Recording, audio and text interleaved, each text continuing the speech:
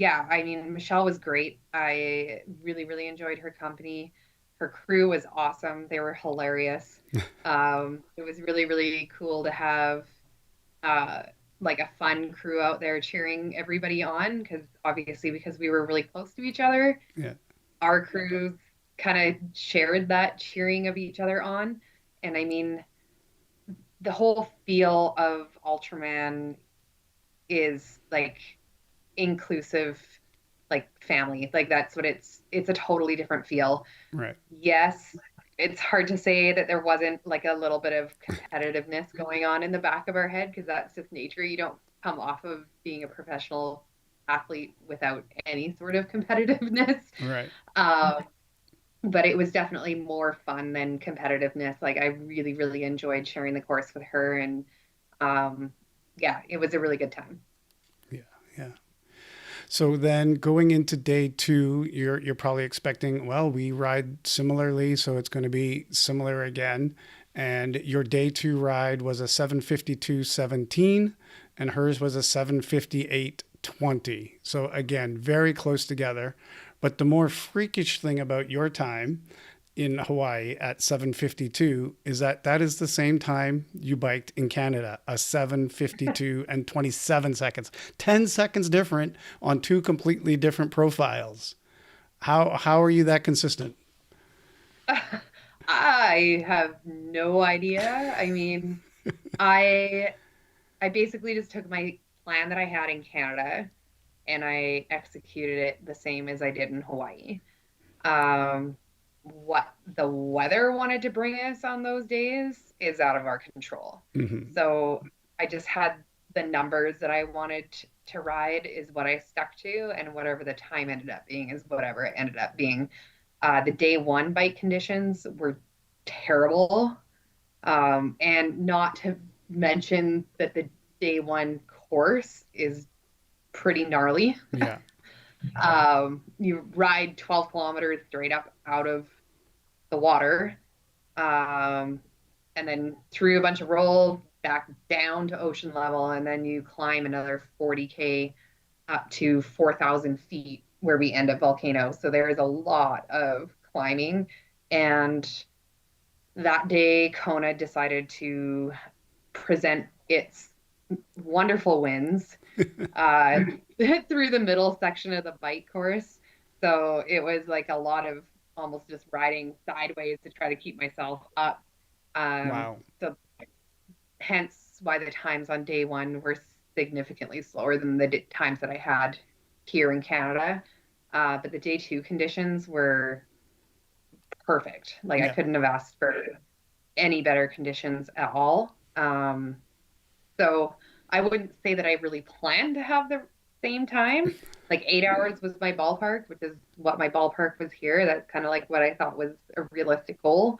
And that's just how it worked out. Yeah.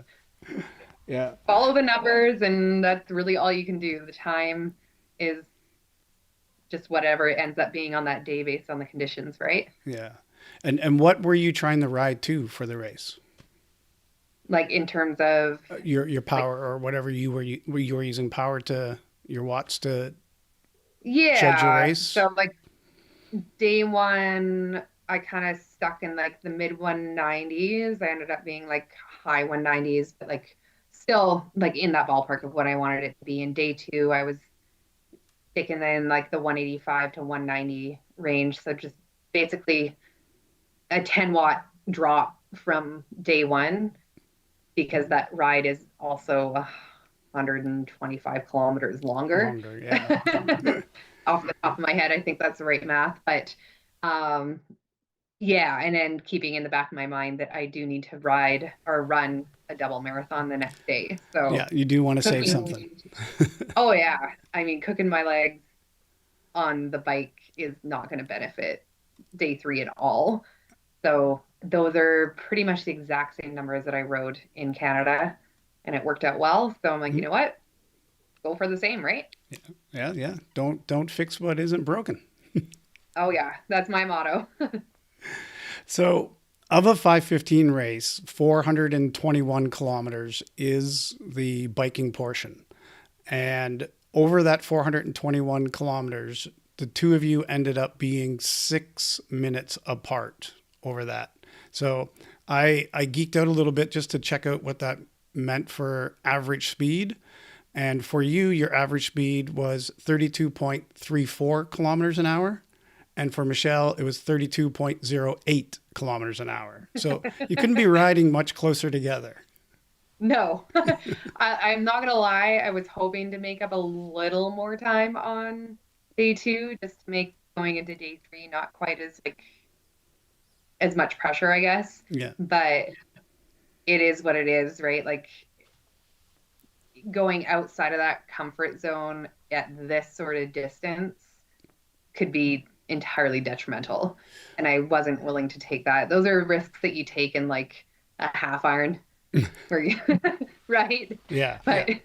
not a 3 day endurance race. No, yeah, that totally makes sense to stay within your plan and let day three be the place where you can figure it out. So yeah, Yeah. you were still in second place at the end of day two, about 11 and a half minutes behind. So what was your plan going into day three? No, there's a whole lot of stuff going on there. I mean, Steve King is a really good friend of ours, and at the finish line on day two, he's kind of pulled me aside and he's like, "Okay, so you ran a 6:46 in Penticton," and I'm like, "Don't expect that here. It's totally different conditions. It's like running on the Queen K is like running on hell on earth. Like it's it's hot, it's windy, it's exposed. There's no shade." Um, and I mean, I've raced Ironman enough times that I I know how brutal it is out there. So I'm like, no way, like 7 would be great. 7:15 might be a little more realistic, but I'm like, seven's a goal. And all he says to me is like, seven will do it. And I'm like, just stop there. I don't want to hear anything else. Like, just stop there.